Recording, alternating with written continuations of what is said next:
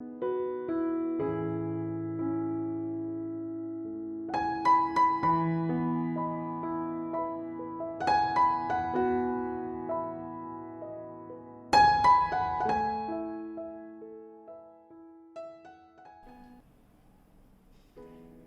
तक हम अपने 7 मेन एनर्जी सेंटर्स या चक्रास के बारे में डिस्कस कर रहे थे। इनमें से नीचे के 3 फिजिकल लेवल पे काम करते हैं और ऊपर के 4 स्पिरिचुअल लेवल पे, और नीचे के 5 1 से 5 तक तो स्पाइन के अंदर हैं, लेकिन 6 और 7 स्पाइन के बाहर हैं। 1 से 5 तक का रास्ता तो सीधा है, 5वें से 6ठे तक जाने का रास्ता भी डिफाइन है। वो हमारा स्पाइन जहाँ स्कल में ख़त्म होती है, वहाँ से शुरू होकर सिर के अंदर से होते हुए बिटवीन द आईब्रोज तक जाती है, जहाँ पर हमारा 6th एनर्जी सेंटर पड़ता है।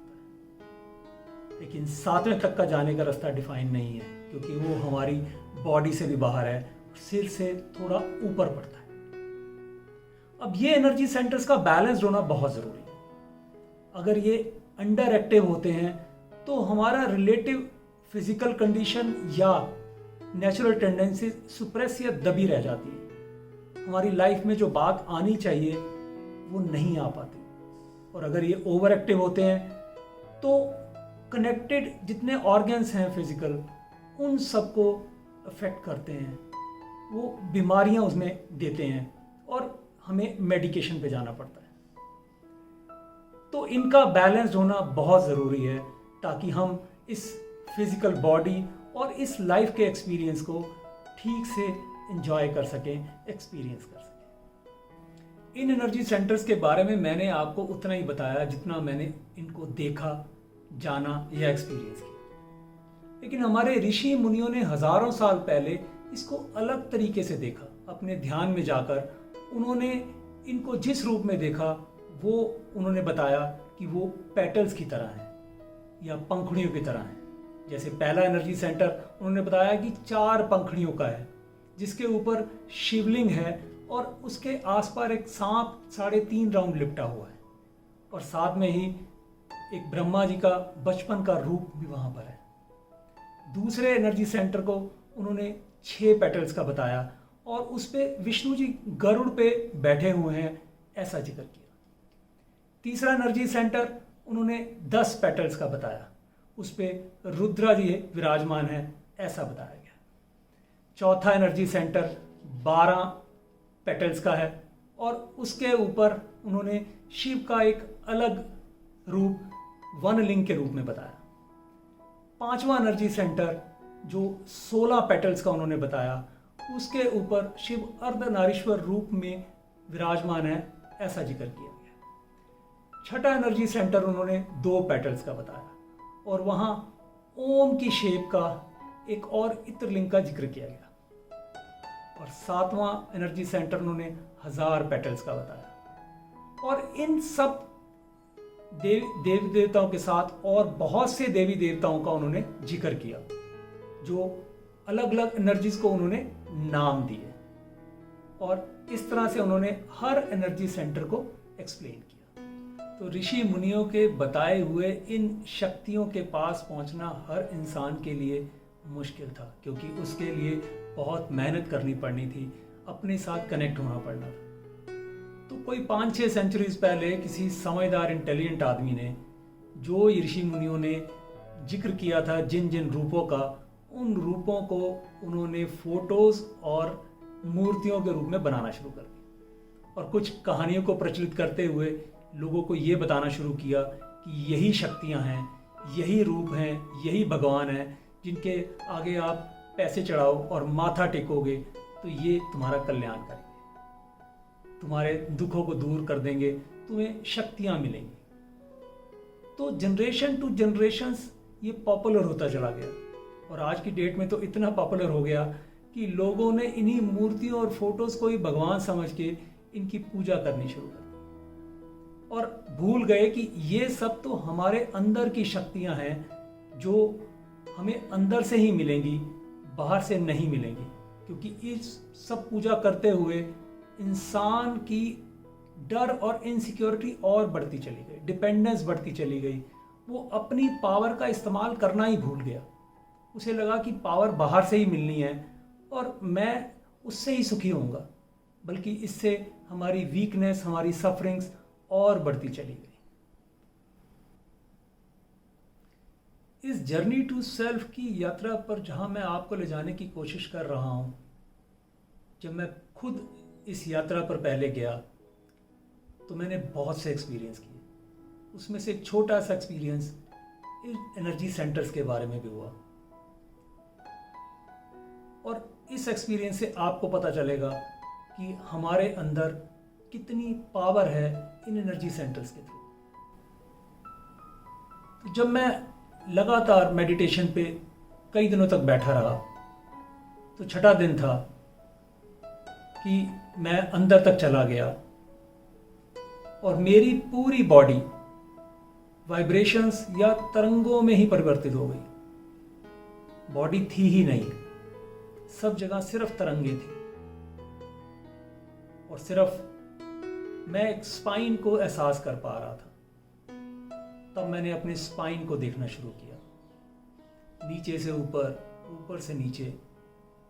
देखते देखते काफी घंटों तक देखने के बाद जब अचानक से मेरी एनर्जी सेंटर नंबर 1 से आग की तरह कुछ निकलना शुरू हुआ।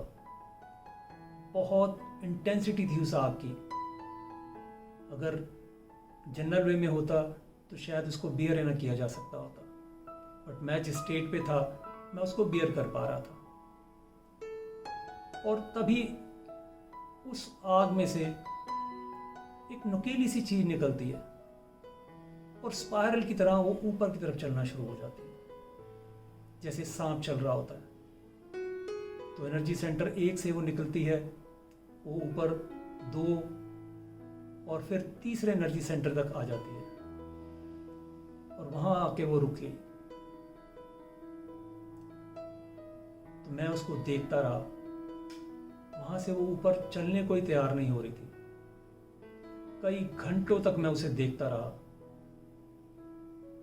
क्योंकि मैं चाह रहा था कि वो ऊपर चले, पर वो नहीं चल पा रही थी। तो काफी घंटों के बाद मुझे एक आवाज आई कि क्या मैं अपने अंदर की अटैचमेंट्स और घृणा को छोड़ने के लिए तैयार हूं। तो मैंने जवाब दिया कि अटैचमेंट्स तो मैं ऑलरेडी छोड़ ही चुका हूं। मैं मन से किसी चीज से अटैच नहीं हूं, चाहे वो रिश्ते हैं या पोजेशंस हैं। हाँ, कुछ लोगों के साथ मेरा हेट का रिश्ता जरूर है, पर मैं उस टाइम पे सब कुछ छोड़ने को तैयार था, और मैंने यही किया। मैंने कहा कि मैं दोनों चीजें पूरी तरह से छोड़ने के लिए तैयार हूं। मेरा इतना कहना था कि जिन लोगों से मेरा घृणा का रिश्ता था, उन लोगों की बड़ी बड़ी पोर्ट्रेट्स और फोटोज मेरे सामने आने लग गई। तो ज्यादा लोग नहीं थे, तो 4-5 लोग ही थे, और मैंने उनसे माफी मांगना शुरू कर दिया कि गलती उनकी हो या मेरी हो, मैं अपनी गलती मानता हूं और मुझे क्षमा कीजिए। मेरा ऐसे करते ही वो नुकीली चीज ऊपर की तरफ चलना शुरू हो गई। एनर्जी सेंटर 3 से वो 4 की तरफ बढ़ी और धीरे धीरे चलते हुए 5वें तक चली गई, और 5वें के पास जाके फिर रुक गई। काफी देर तक रुकी रही, जैसे वो कुछ मेरे अंदर चेक कर रही हो। और करीबन 2-2.5 घंटे के बाद वो अचानक से वहीं से ऊपर की तरफ चल के गायब हो गई, और एनर्जी सेंटर 5 से उसी समय एक एनर्जी निकलती है जो मेरे सिर के अंदर से होते हुए एनर्जी सेंटर 6 मेरे बिटवीन द आईब्रोज पे आ जाती है, और वहां एक चक्र चलना शुरू हो जाता है। काफी तेज चक्र चलता है वो, और उसके चलते ही सिर में और भी बहुत जगह पे छोटे छोटे चक्र चलने शुरू हो जाते हैं। काफ़ी देर तक वो चलता रहा, पर मैं बहुत अच्छा महसूस कर रहा था। सब कुछ इतना अच्छा लग रहा था कि लग रहा था कि ऐसे ही चलता रहे। तो कुछ समय तक वो ऐसा चलता रहा, और फिर थोड़ी देर बाद वहाँ से निकल के मैं अपने शरीर से भी थोड़ा ऊपर की तरफ चला गया। करीबन अपने सिर से 1-1.5 फुट ऊपर था मैं, और जब मैं नीचे देख रहा था, पूरा कॉन्शियस था, नीचे देखा तो वहाँ सिर्फ तरंगे या वाइब्रेशन सी थी हर तरफ। मेरी बॉडी थी नहीं, वो भी जैसे पूरे यूनिवर्स में मिक्स हो चुकी थी। और मैं इतना शांत महसूस कर रहा था, इतना ब्लिसफुल, कि उसको बिना एक्सपीरियंस किए एक्सप्लेन नहीं किया जा सकता। काफी समय तक मैं वहां बैठा रहा, बहुत शांत। फिर जब मैं वापस आया तो मैं अपनी उसी बॉडी में था।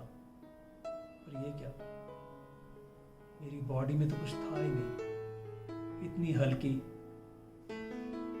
इतनी फ्रेश,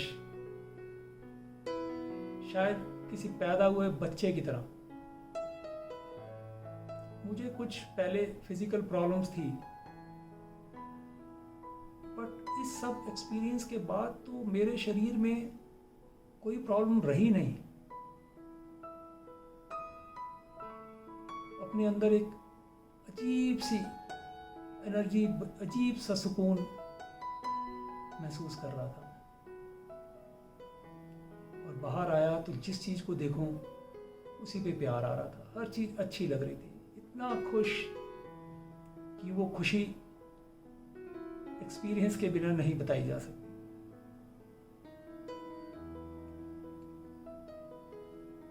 और उसके बाद सब कुछ बदल गया। इस एक्सपीरियंस के बाद इस जर्नी पर बहुत बड़े एक्सपीरियंस हुए, जिनको समय आने पर मैं आपसे शेयर करता रहूंगा।